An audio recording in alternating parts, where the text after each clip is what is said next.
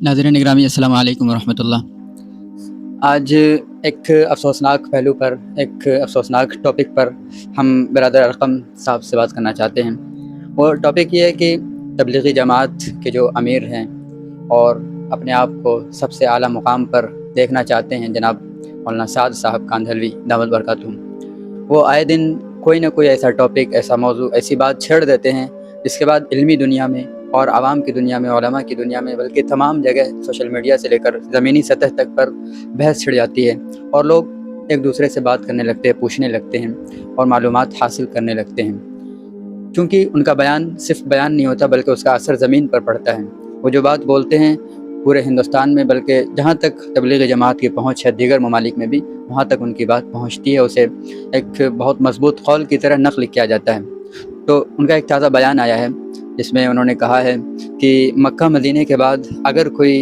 जगह, अगर कोई मुकाम काबिल एहतराम, काबिल तक़द्दुस है तो वो मरकज़ निज़ामुद्दीन। मदीने के बाद अगर कोई जगह काबिल एहतराम और काबिल इक़्तिदा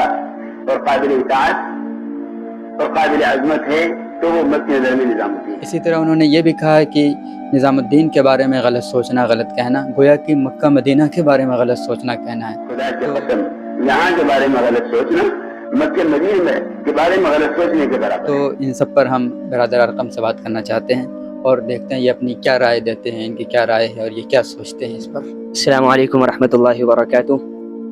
मोहतरम नाज़रीन, अभी बरादर ने हज़रत मौलाना मोहम्मद साद साहब कांधलवी दामद बरकातुहूम का बयान सुनाया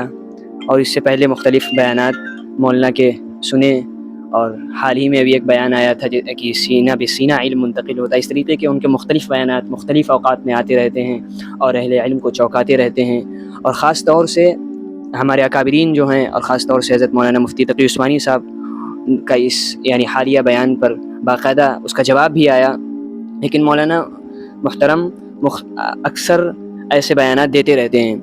लेकिन इनकी तरदीद भी ज़रूरी है, क्योंकि मौलाना के बयानात जो होते हैं उनके असरात बाकायदा ज़मीनी सतह पर पड़ते हैं। हज़रत मौलाना की जो इस तरीके के तफर्रुदात हैं, गोया इनको हम इल्मी तफर्रुदात भी नहीं कह सकते। इस तरीके से हमारे बहुत से अकाबिरीन हैं, हमारे उलमा हैं जो जिनके बहुत से दीन में इख्तिलाफ़ात रहते हैं, तफर्रुदात उनके रहते हैं, तो हज़रत मौलाना के तफर्रुदात नहीं हैं, बल्कि शरई तौर पर हम ये कह सकते हैं कि ये गुलू पर मबनी इनके बयानात हैं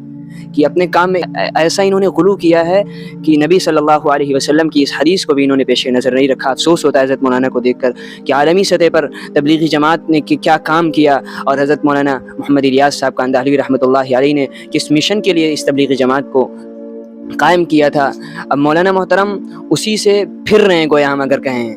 और मुख्तलिफ़ औक़ात में हमारे अकाबिरीन ने उनको बाकायदा याद दिलाया और उनको उन पर सख्त तंबीह की कि भाई इस तरीके के बयानात न दिए जाएँ। लेकिन उसके बावजूद मौलाना मुहतरम अपने अमल पर या इस तरीके के बयानात देने पर मुसिर हैं और हर दिन नया एजेंडा लेकर आते हैं, हर दिन नया कोई मसला उठाते रहते हैं। इसकी वजह क्या, मतलब क्यों बड़ों की बात नहीं मानते हैं या फिर कोई भी बात करने से पहले सोचते नहीं हैं? असल में मसला यही है, कोई और मसला नहीं है। बड़ों की बात माने या ना माने, मसला मेरे नज़दीक तो यही समझ में आता है कि अपने काम में वो यानी वो गुलू कर रहे हैं और नबी सल्लल्लाहु अलैहि वसल्लम की हदीस की सरी इनकार हम कह सकते हैं कर रहे हैं, क्योंकि नबी सल्लल्लाहु अलैहि वसल्लम ने फरमाया कि तुम लोग गुलू करने से दीन में बचो, क्योंकि पहली जो कौमें हैं वो दीन में गुलू करने की वजह से हलाक हुई हैं। अब मुद्दा ये है कि क्या ये हकीकत पर मबनी है इनका ये कौल, या तो दलाइल की रोशनी में अगर देखें, हम कुरान और सुन्नत की रोशनी में देखें, तो सबसे पहले कुरान मुक़द्दस में यानी मक्कतुल मुकर्रमा को सबसे मुअज़्ज़ज़ मुहतरम मुक़द्दस जगह बताया गया, इन्ना अव्वल बैतिन वुदिअ लिन्नासि लल्लज़ी बिबक्कत मुबारकन व हुदल लिल आलमीन। और इसी तरीके से मस्जिद नबवी के बारे में भी एक हदीस है जिसके तरीके के अल्फाज हैं कि यानी मेरे घर और मेरे मिंबर के दरमियान का जो हिस्सा है दरअसल वो जन्नत का हिस्सा है। इसी तरीके से एक और हदीस है कि यानी 3 जगहों का, यानी 3 मुक़द्दस तरीन जगहों का सफ़र करना चाहिए। उनमें से सबसे अव्वल नंबर पर मस्जिद हराम है, दूसरे नंबर पर मस्जिद नबवी है और तीसरे नंबर पर मस्जिद अक़सा है। इसी ताज़ा बयान की रोशनी में हम निज़ामुद्दीन का बिल्कुल ये हदीस का इनकार लग रहा है मुझे। इसी तरीके से सुब्हानल्लज़ी अस्रा बिअब्दिही लैलन मिनल मस्जिदिल हरामी इलल मस्जिदिल अक़सा अल्लज़ी बारकना हौलहु। कुरान मुक़द्दस में मस्जिद अक़सा का तज़किरा हो रहा है, तीसरे नंबर का दर्जा उसे दिया जा रहा है कि सबसे मुक़द्दस तीसरे नंबर पर अगर कोई जगह है तो मस्जिद अक़सा हो सकती है, उसकी तरफ लोगों को सफ़र करना चाहिए। और मौलाना मोहतरम का बयान मक्के और मदीने के बाद तीसरे नंबर पर अगर कोई जगह हो सकती है तो वो مرکز نظام الدین ہے، تو اس آیت کے بھی خلاف ہمیں لگتا ہے۔ اسی طریقے سے میں یہ سمجھتا ہوں کہ فقہا کی روشنی میں یا علماء سلف کی روشنی میں ہمارے ائمہ اعظام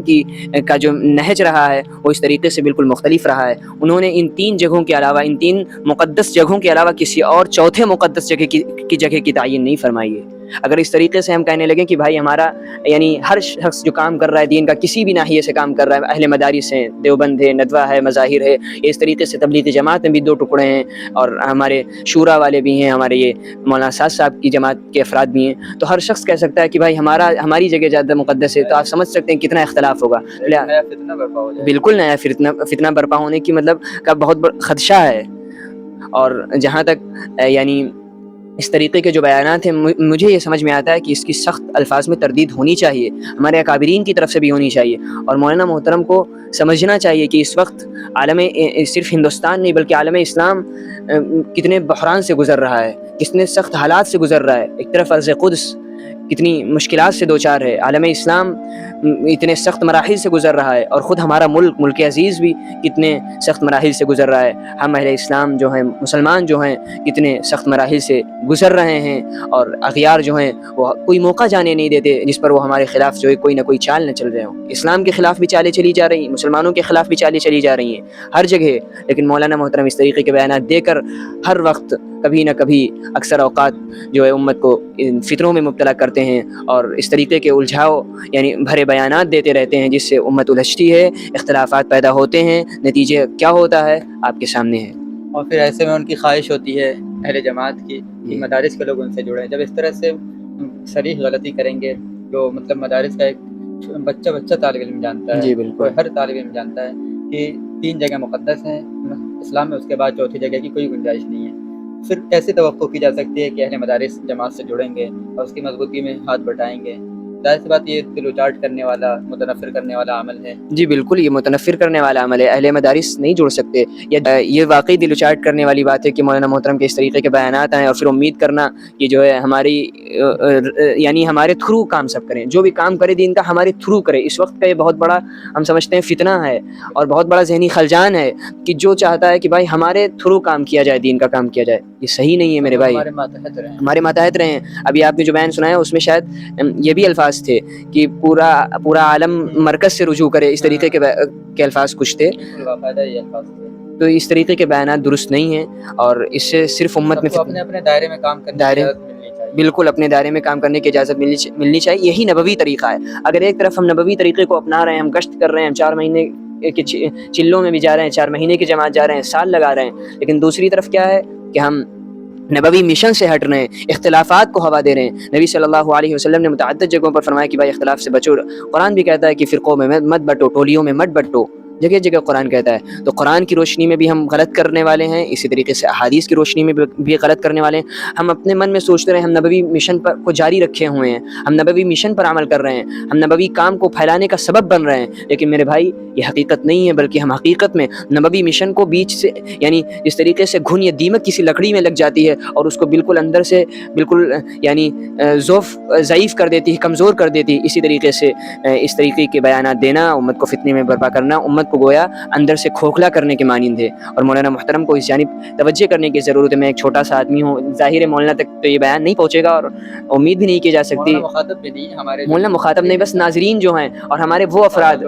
ہاں سادہ لو عوام جو ہے جو جماعت سے جڑی ہوئی ہے، وہ اس طریقے کے بیچارے بیانات سنتے ہیں، ان کے سامنے دلیلیں نہیں ہوتی ہیں، قرآن بیچارے اس طریقے سے نہیں سمجھے ہوئے ہوتے ہیں، یا جو صرف وہ